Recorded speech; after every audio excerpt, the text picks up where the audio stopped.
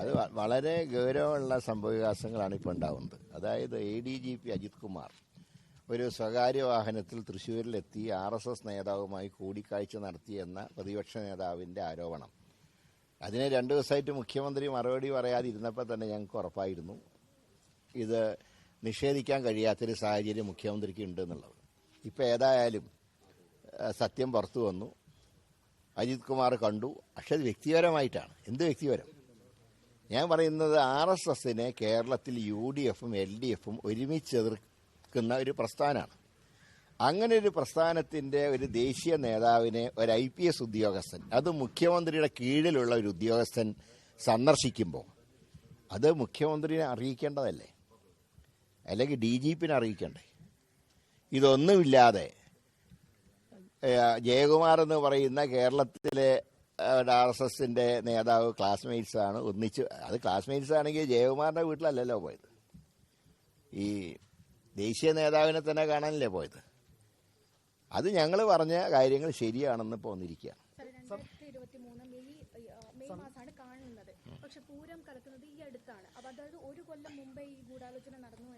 അതിൻ്റെ ഒരു ഉദാഹരണം ഞാൻ പറയാം. ഈ കൂടിക്കാഴ്ച കഴിഞ്ഞ് ഏതാനും മാസങ്ങൾ കഴിഞ്ഞപ്പോഴാണ് തൃശ്ശൂർ പൂരത്തിൻ്റെ പ്രദർശനത്തിൻ്റെ ഒരു തറവില സാധനം 35 ലക്ഷമാണ് മുൻകാലങ്ങളിൽ ഈടാക്കിയിരുന്നത്. അത് ഈടാക്കുന്നത് കൊച്ചി ദേവസ്വം ബോർഡാണ്. ആ ദേവസ്വം ബോർഡ് ഒരു ദിവസം ഒറ്റയടിക്ക് ഇത് 2 കോടിയാക്കി വർദ്ധിപ്പിച്ചു. അപ്പോൾ തിരുവമ്പാടി പാറമേക്കാവ് ദേവസ്വക്കാർ പറഞ്ഞു, ഈ 2 കോടി നൽകി പൂരം നടത്താൻ ഞങ്ങൾക്ക് കഴിയില്ല. ഞങ്ങൾ ഇതിൻ്റെ ലാഭത്തു നിന്നാണ് പൂരം നടത്തുന്നത്. അതുകൊണ്ട് ഞങ്ങൾക്ക് പൂരം നടത്താൻ കഴിയില്ല. ഇതിൽ പ്രതിഷേധിച്ചുകൊണ്ട് അന്ന് MP ആയിരുന്ന TN പ്രതാപൻ അവിടെ ഒരു ദിവസത്തെ ഉപവാസം നടത്തിയപ്പോൾ അന്ന് ഞാനാണ് ഉപവാസം പോയിട്ട് ഉദ്ഘാടനം ചെയ്തത്. ഞങ്ങൾ പറഞ്ഞു, പൂരം കലക്കാൻ ഞങ്ങൾ സമ്മതിക്കില്ല. അതുകൊണ്ട് ഇക്കാര്യത്തിൽ ഗവൺമെൻറ് ഇടപെടണം, മുഖ്യമന്ത്രി ഇടപെടണം. ഈ സമരങ്ങളുടെ അടിസ്ഥാനത്തിൽ മുഖ്യമന്ത്രി യോഗം വിളിച്ച് തറവില 45 ലക്ഷമാക്കി. അപ്പോൾ ആ 2 കോടി ആക്കിയത് എന്നെ സംശയത്തിൻ്റെ നിഴലായിരുന്നു. അതിനുശേഷം പൂരം കലങ്ങിയതിൻ്റെ ഗുണം BJPക്ക് ലഭിച്ചു. അത് തൃശ്ശൂർ പൂരം കലക്കി. ഇവിടെ കലക്കാൻ വേറെ പൂരമൊന്നും ഇല്ലാത്തതുകൊണ്ട് തിരുവനന്തപുരം രക്ഷപ്പെട്ടു. അല്ലെങ്കിൽ തിരുവനന്തപുരത്ത് ഏതാണ്ട് അത് തന്നെയായിരുന്നു സ്ഥിതി. 7-ൽ 6 BJPയാണ് 2ാം സ്ഥാനത്ത്. തീർച്ചയായിട്ടും അന്ന് ആരംഭിച്ചു. ഈ സിനിമ ഷൂട്ടിംഗ് നടത്തുന്നതിന് മുമ്പ് തിരക്കഥ എഴുതിയിട്ടല്ലേ ഷൂട്ടിംഗ് നടത്തുക. തിരക്കഥ അവിടെ നിന്ന് ആരംഭിച്ചു. 2023 മെയ് മാസത്തിൽ തിരക്കഥ ആരംഭിച്ചു. പിന്നീട് ഓരോ ഘട്ടങ്ങളിലായി ഷൂട്ടിംഗ് പൂർത്തിയാക്കി. പൂരത്തിൻ്റെ അന്ന് രാത്രി വിജയകരമായി ആ പദ്ധതി നടപ്പാക്കി. അതിൻ്റെ മെച്ചം BJPക്ക് ലഭിച്ചു. പ്രത്യുപകാരമായിട്ട് ഇപ്പോൾ കഴിഞ്ഞ മുകേഷിൻ്റെ വിഷയത്തിലും ഹേമ കമ്മിറ്റി റിപ്പോർട്ട് വിഷയത്തിലും ആവേശം കാണിക്കുന്ന സുരേന്ദ്രൻ ഇപ്പോൾ ഒരു ഒഴുക്കം മട്ടിലുള്ള വഴുവഴുപ്പൻ സമീപനാണ് ഇപ്പോൾ കൈക്കൊണ്ടിട്ടുള്ളത്. തീർച്ചയായിട്ടും മുഖ്യമന്ത്രിക്ക് ഒറ്റ ലക്ഷ്യമുള്ളൂ. 1, കേസുകൾ പിൻവലിക്കുക, കരുവണ്ണൂർ ബാങ്ക് തട്ടിപ്പ് ഉൾപ്പെടെ. 2, ഭരണ തുടർച്ചയുണ്ടാക്കുക കേരളത്തിൽ. 3ാമതും വരാൻ സഹായിക്കാമെന്നല്ലേ ജാവേദ്കർ EP ജയരാജനോട് പറഞ്ഞു. അപ്പോൾ ഈ ധാരണ വളരെ വ്യക്തമല്ലേ? തീർച്ചയായിട്ടും ആ കലക്കലാണല്ലോ അവർക്ക് മെച്ചം കിട്ടിയത് BJPക്ക്. ADGP ആണ് അതിന്റെ സൂത്രധാരകൻ. വ്യക്തമായ ഗൂഢാലോചന അത് വളരെ ശക്തമായി പുറത്തു വന്നു.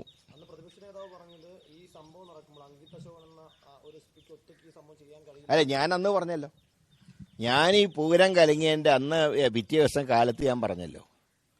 കാരണം വെടിക്കെട്ട് നടക്കുന്ന എപ്പോഴാണ്? 7 മണിക്കാണ് നടക്കുന്നത്. 7 മണിക്ക് എന്ത് വെടിക്കെട്ട് നടത്തിയിട്ട് എന്താ കാര്യം? തൃശ്ശൂർ പൂരത്തിൻ്റെ ഏറ്റവും ആകർഷണം എന്ന് പറയുന്നത് അതിന് പല വിധത്തിലുള്ള വർണ്ണങ്ങളാണ് വെടിക്കെട്ടിൽ വീഴുക. ആ വർണ്ണങ്ങളൊന്നും കണ്ടില്ലല്ലോ. സൂര്യൻ ഉദിച്ചു ആ നേരത്ത് 7 മണിക്ക്. അത് ഏറ്റവും ചൂടുള്ള സമയവും. ഇതിലൊരു പ്രശ്നം, ഔദ്യോഗിക കാറ് ഹോട്ടലിലിട്ടിട്ട് ഒരു RSS നേതാവിന്റെ കാറിലാണ് ഒരു ADGP പോകുന്നത്. അല്ല, അതാണല്ലോ ഞാൻ പറഞ്ഞത്. അന്നേരം സ്പെഷ്യൽ ബ്രാഞ്ച് റിപ്പോർട്ട് ചെയ്തിരുന്നു. സ്പെഷ്യൽ ബ്രാഞ്ച് റിപ്പോർട്ട് ചെയ്യുമ്പോൾ അത് എത്തുന്ന ആർക്കാ? മുഖ്യമന്ത്രിക്കല്ലേ. മുഖ്യമന്ത്രി പറഞ്ഞിട്ടാണല്ലോ യാത്ര. പിന്നെ സ്പെഷ്യൽ ബ്രാഞ്ച് റിപ്പോർട്ട് കൊടുത്തിട്ട് എന്താ കാര്യം? അവർ ചെയ്യേണ്ട ഡ്യൂട്ടി ചെയ്തു.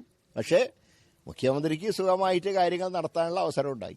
ഇതിൽ സ്വകാര്യ സന്ദർശനമാണ് ADGP ന്യായീകരിക്കുന്നത്. അങ്ങനെ ഒരു സ്വകാര്യ സന്ദർശനം ഞാൻ ചോദിക്കുന്ന മുഖ്യമന്ത്രിയുടെ പാർട്ടി എതിർക്കുന്ന ഒരു പ്രസ്ഥാനം, പ്രതിപക്ഷം എതിർക്കുന്ന ഒരു പ്രസ്ഥാനം, അങ്ങനെ പ്രസ്ഥാനത്തിന്റെ ഒരു ഉന്നത നേതാവിനെ കാണാൻ പോകുമ്പോൾ സ്വാഭാവികമായിട്ടും ഒരു പെർമിഷൻ എടുക്കണ്ടേ? മുഖ്യമന്ത്രിയെ കണ്ട് പെർമിഷൻ എടുക്കണ്ടേ? എന്തുകൊണ്ട് എടുത്തില്ല? ഞങ്ങൾ വന്ന് എടുത്തിട്ടുണ്ട്. മുഖ്യമന്ത്രിയുടെ ദൂതനായിട്ട് പോയതാണ്. അതാണ് ഞങ്ങൾ ദൂതൻ എന്ന് ആധികാരികമായി പറയാനുള്ള കാരണം.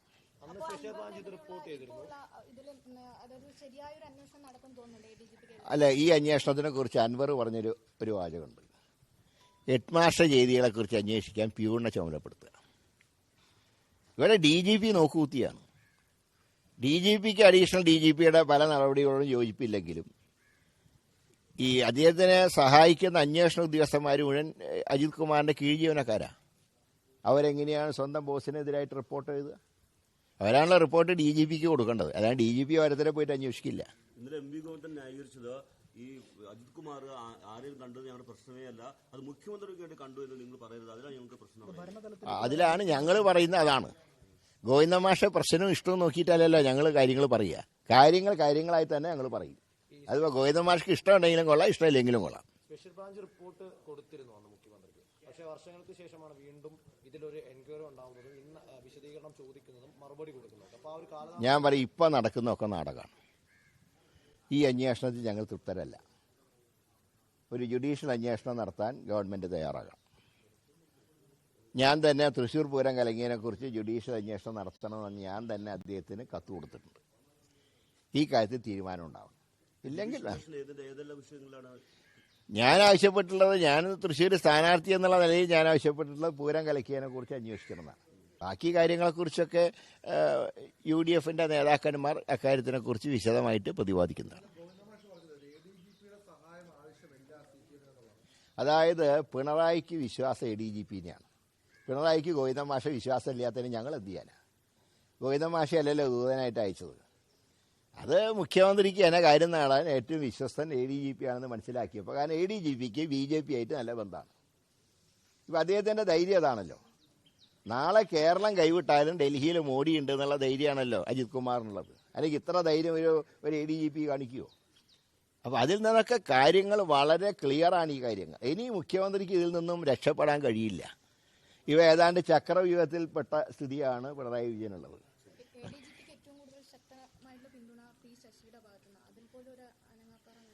ശശിയുടെ ADGPക്ക് ഏറ്റവും ശക്തമായിട്ടുള്ള പിന്തുണ ശശിക്ക് പിന്തുണ പിണറായി. അത് പിന്നെ ക്ലിയർ ആയില്ലേ?